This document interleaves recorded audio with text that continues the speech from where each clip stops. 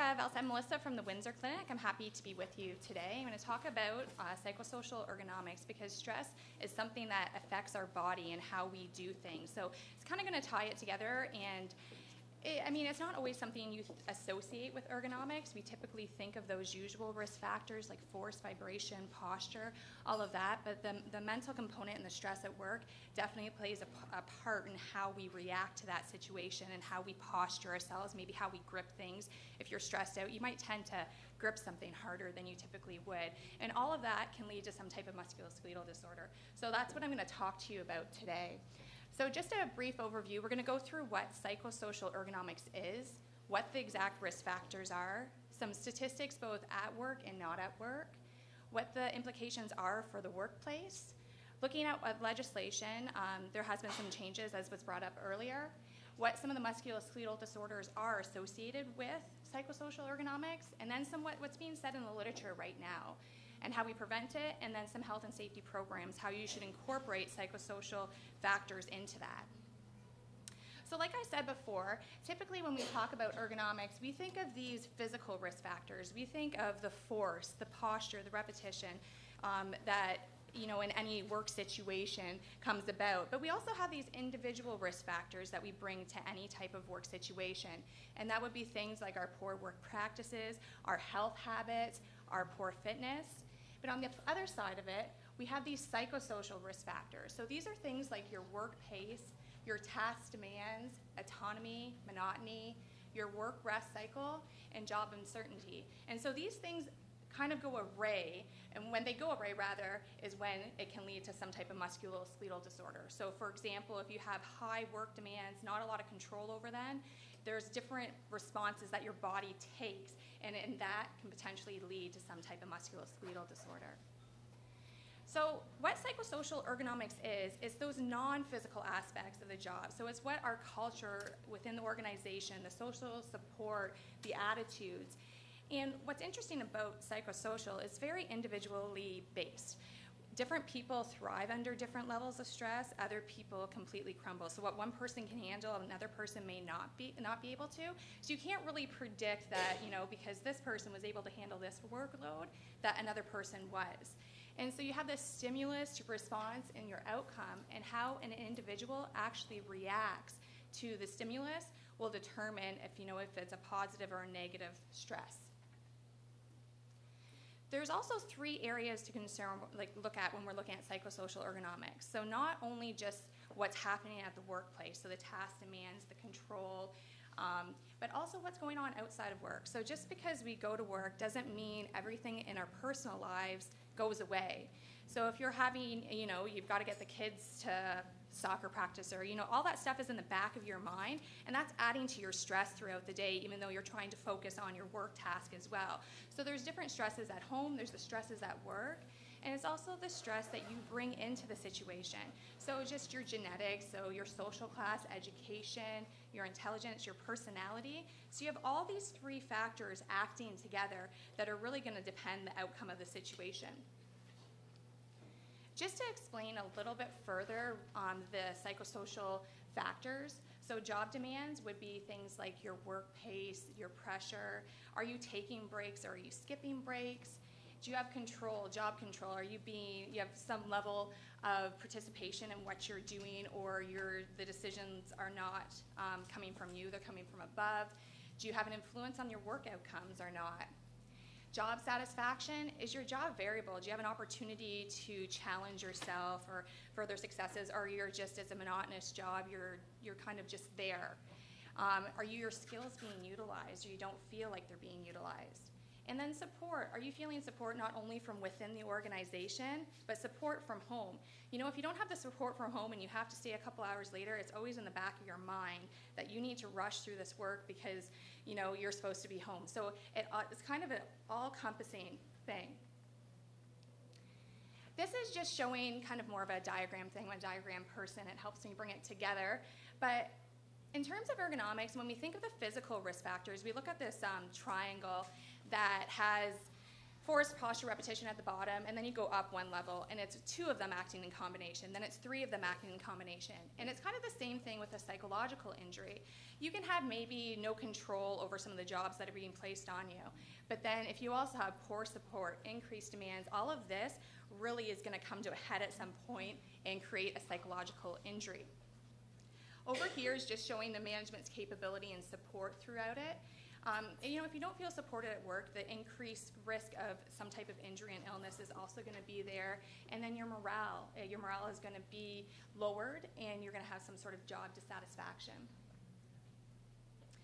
Now, looking at the statistics within Canada, and this is from 2014, and this is just looking at stress in general, not stress caused by work.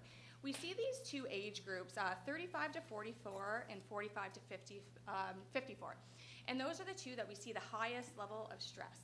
Anybody think why? I've got my own kind of assumptions based on this. It never really said, but what I feel like in that 35 to 44, you might have young individuals kind of not necessarily starting in their career, but they're in their career of choice. That's me right now. And you want to get to a point in that career. I think you always have these targets in your head, and you're trying to strive to get to a certain point. But when you think of home life, you have these you might have young children, you have a young family, so you're trying to balance it all. Where in 45 to 54 might be more financial. You might have these kids now are going to university, so you're thinking, I need to stay here working because now I got 3 kids, they're going to university. You could have aging parents, so now it's the flip side of it, right? So you're caring for your parents. And then you're getting later in your career, and you have these, if you thought you were going to be potentially the top level executive and you haven't gotten there yet, you might be feeling disappointed in yourself. So you can kind of see these areas, 15 to 19 and all that, I think you're just carefree. I'm surprised there's really much stress there. It's probably social at that point, nothing to do with anything else. But I really can see when I looked at that and I started thinking, I'm like, why 35 to 44? And I can kind of see where they're coming from in these stats. And then we look at working adults. Actually, over 1/4 of them say their lives are very stressful. 3.7 million working adults feel high stress levels. 46% say they feel a bit stressed. And 6 in 10 highly stressed workers say their main source of stress is actually work. And they're saying now that 3/4 employees believe that their work have more on-the-job stress now than they did a generation ago. And me just thinking, I see these statistics and I try to figure it out. And I think here too, we have technology now, which has been fantastic, but we're never really disconnected from work, right? So we are at work, then we're home from work, but we're still getting the emails, we're still getting the phone calls. We can never really have this separation anymore. So you can see how the stress now might be, you feel like if you don't answer it, you saw the email, that you received the email. I think you start that balance of how you're supposed to respond there. Did I go back? And this is just showing that in a diagram form of what stresses people that say work is their main source of stress. So that's 62%. In other areas they looked at this was finance, time, family, and personal. So it's quite an alarming number that most of our stress is now coming from work. When we look at mental health in general, it's costing Canadians, it's costing the companies. We have a stat there of $50 billion in healthcare, lost time, and work disruptions. So it's really impacting organizations' bottom line. And we're having to support workplaces to make a difference in mental health issues. So when we look at this $50 billion, actually $20 billion of it is work-related causes. So we really need to do something here to lower that. Just some more statistics. 47% of working Canadians actually consider their work to be the most stressful part of their day. It typically affects mid-career workers the most, and if you're stressed at work, it's going to lower productivity as well. So the outputs that you're giving aren't going to be the best quality either. 23% of Canadians don't feel comfortable actually going to their employers and talking about stress. And this too, I think it's a level of potentially maybe admitting that if you have all these demands on you and you just can't handle that, then you're saying that you can't do your job. And that's not it at all. But I think in our head we make up all these things that, these outcomes that we think that's what someone's going to assume. And then we don't go forward and we just kind of deal with the pressures placed upon us. When we look at the demographics, it was interesting. This is just people that report stress in general. It's not stress related to work. And typically, these people are either management, professional, or in some type of clerical occupations. They have children. They're either divorced or in a common law relationship. They're self-employed. They earn less than 40 grand or over 80 annually. And they found that sex and level of education was not a predictor of stress in this case. When we look at the demographics of people that reported work as their main source of stress, 55% were men, 43 were between that age of 35 and 49, so kind of right in the middle of those bar graphs that we looked at earlier. 3/4 were the metropolitan area, and I feel that the commute, just out of experience from this morning, and I come from the county, and I live in Windsor in a small town, and so my commute is stress-free compared to this. And 43% live with a spouse and kid, and usually you have a household income of over 100 grand, and 3/4 typically have a university or college degree. Now, looking on the American side of things, because I find it interesting to kind of compare, and they, too, say the major source of stress among Americans is their jobs. And this increased level of stress is associated with having little control but increased demands, which is very similar to us. And they find it difficult to determine because it's all based on individual differences. So again, like how one person interprets the level of stress they're dealt with is going to be different.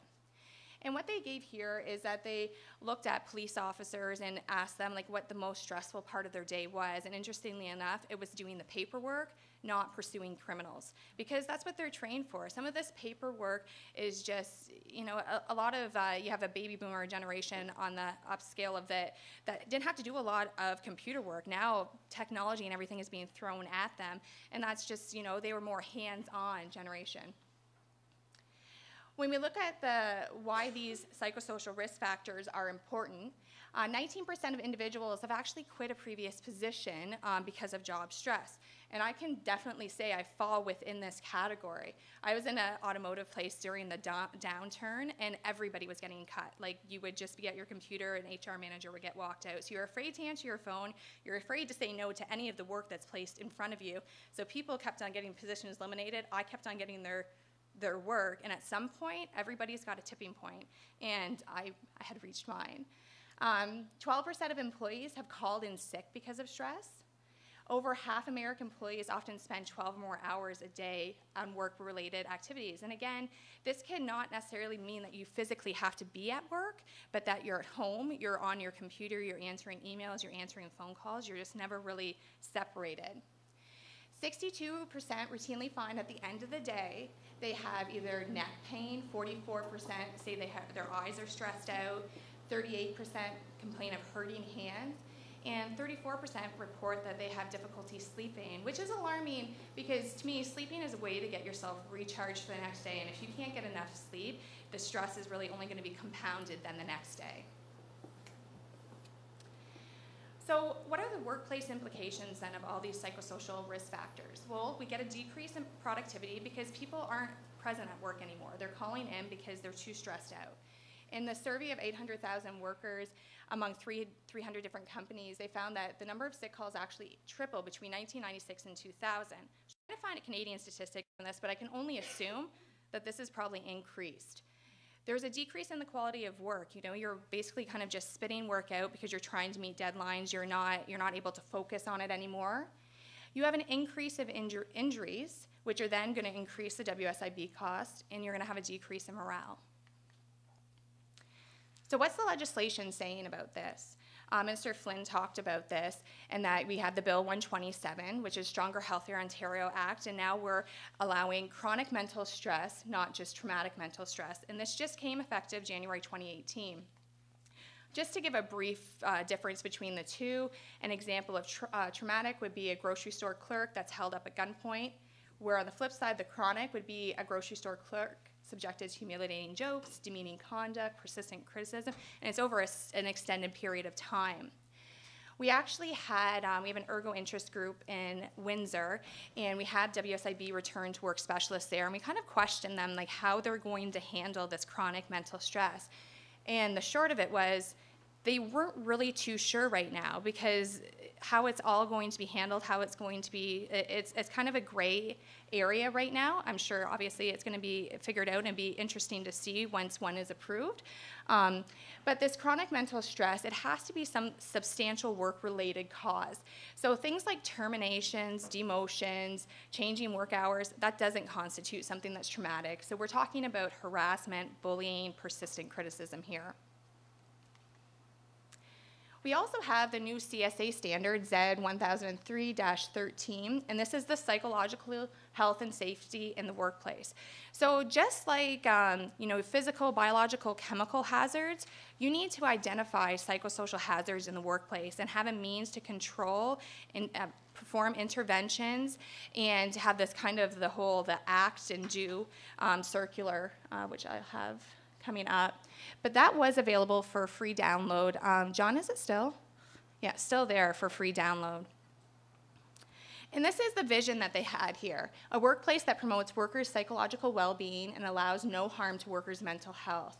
So the key drivers, it has risk management, cost effectiveness, recruitment and retention of employees, excellence and sustainability.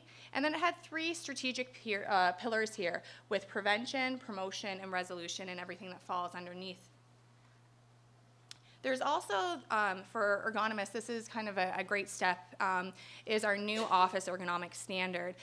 For those of you who didn't know before, but we had guidelines before, so guidelines really weren't enforceable. Now we have standards that can be enforceable by the MOL. And these included in here are the psychosocial workplace factors of expectations, high cognitive demands, everything that we talked about. So again, they're stating just like your biological, your physical, chemical we talked before, you need to assess, have your Joint Health and Safety Committee know what psychosocial risk factors are at your workplace. And here's the circle I was talking about. You need to have this type of continual improvement. You need to act, plan, do, and check, just like you would with any other hazard. So now that we know these psychosocial factors, how do they contribute to musculoskeletal disorders? Well, we all know how you react to stress within your body. There's different responses. We have that fight or flight. We have muscle tension, and that's how they kind of link. So when we have high work demands and a high mental load, it directly impacts the forces applied. So you can think that potentially if you were on a line gripping tools, you could be gripping tools a lot harder. If you're at a computer, you're really hitting the keys harder than you typically have to.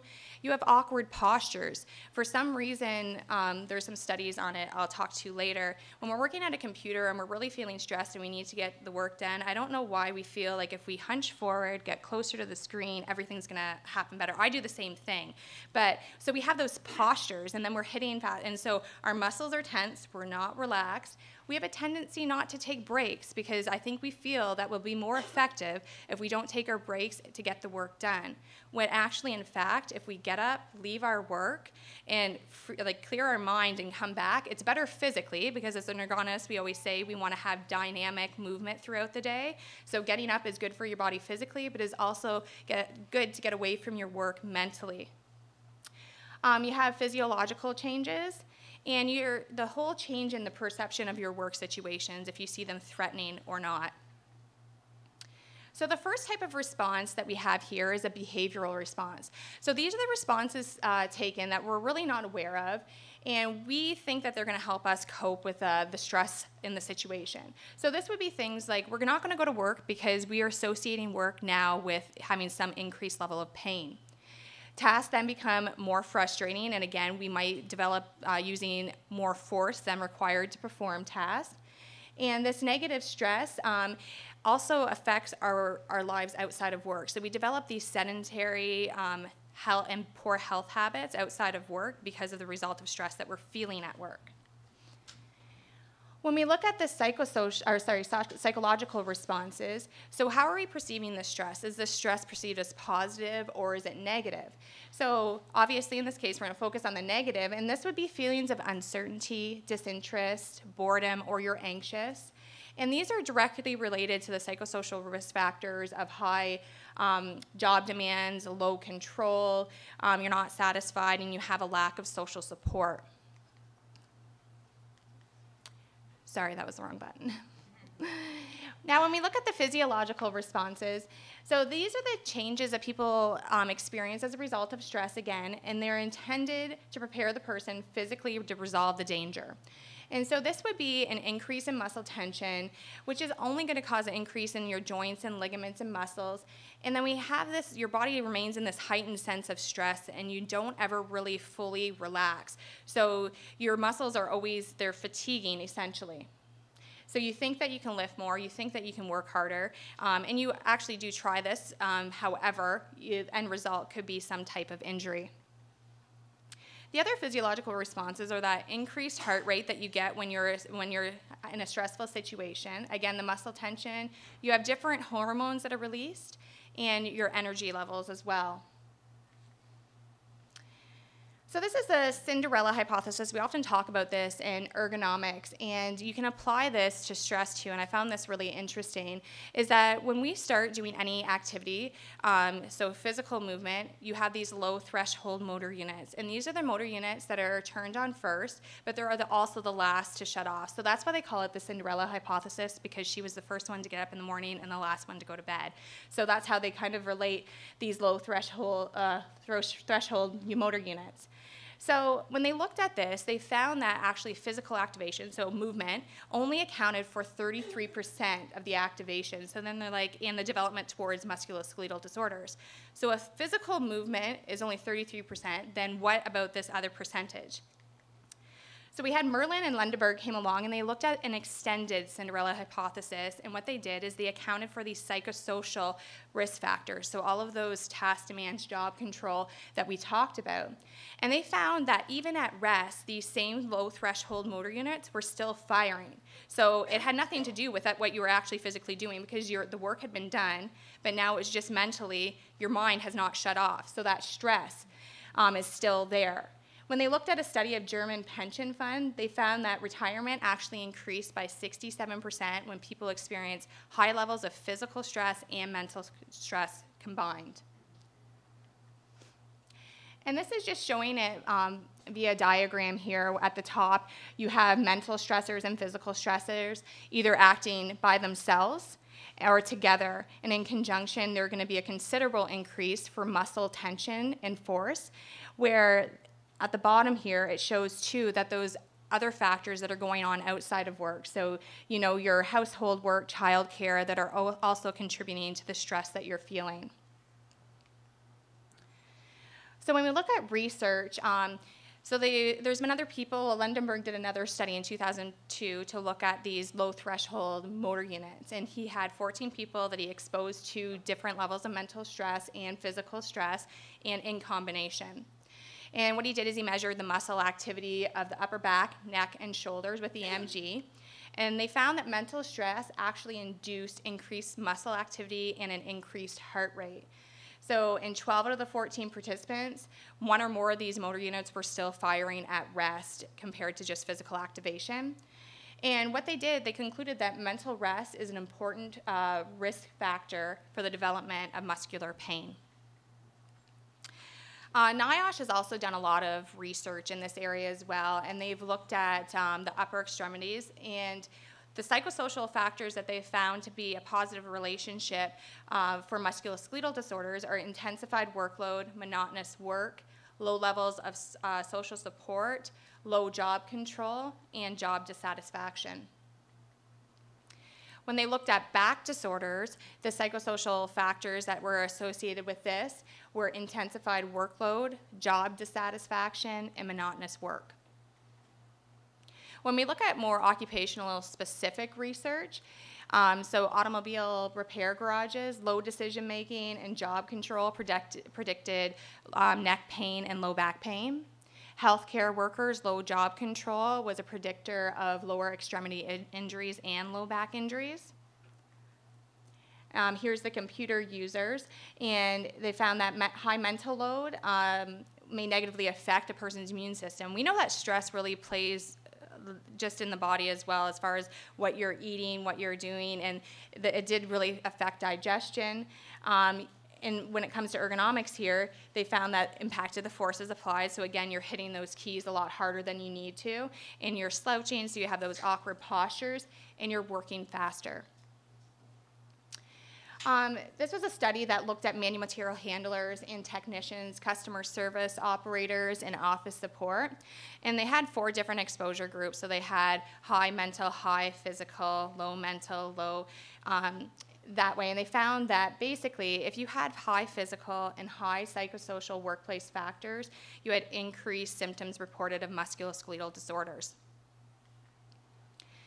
So we know there's a relationship between psychosocial risk factors and musculoskeletal disorders. So now what? What do we do? Well, the prevention level. So just again, like in anything like biological, physical, chemical, you have these ways of prevention. You have at the source. So that would be trying to eliminate the cause of the stress. So an example would be creating flex time, job design, changing it.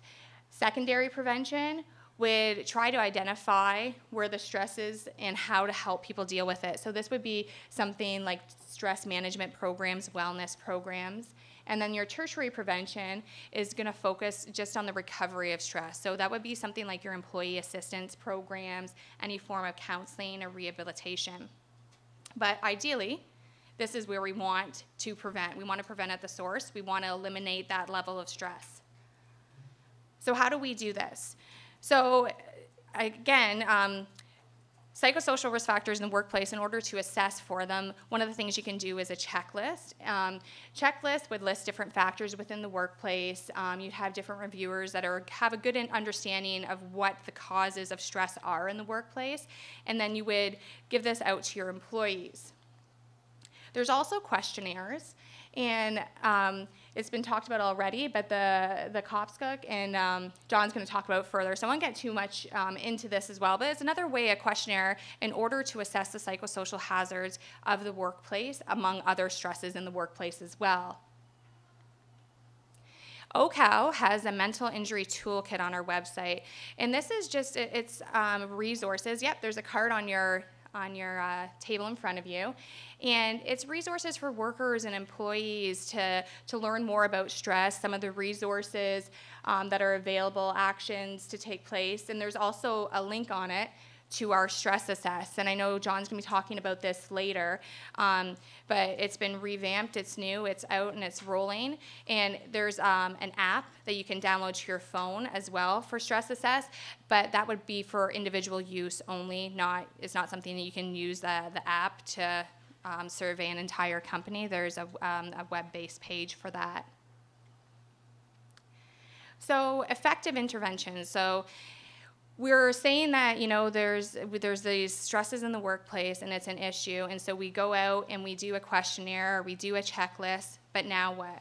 So you can't, it's not just enough to say that you did it because, you know, corporate says that you need to assess stresses in the workplace. You need to act on it. Otherwise, nothing's going to be taken seriously. So you need to have a committee together of workers, management, and have an idea of how they're going to interpret the results and how they're going to act on them.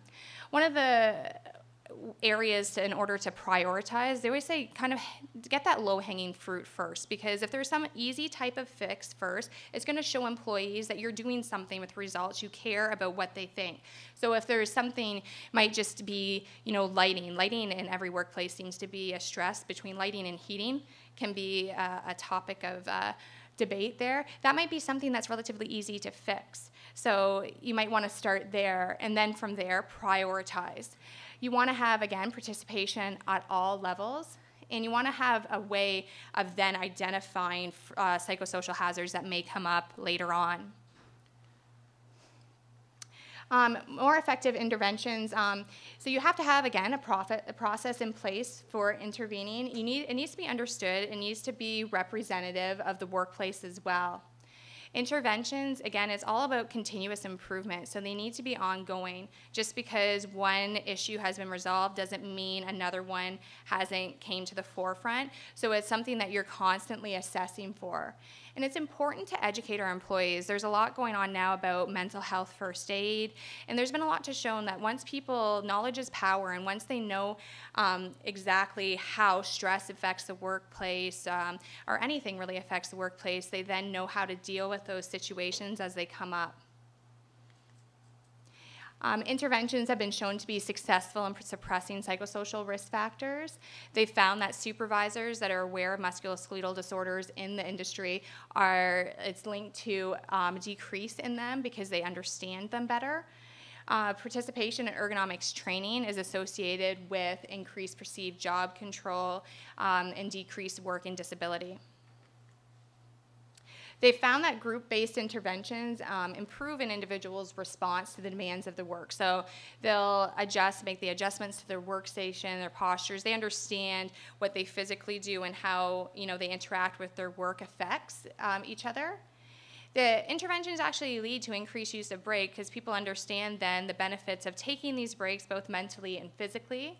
You'll have less working hours then without using these breaks, and you have an increased perception of social support. So if you have your management, supervisors, employees going through this training, really taking time to learn about stress in the workplace, they perceive that as more support and then positive outcomes.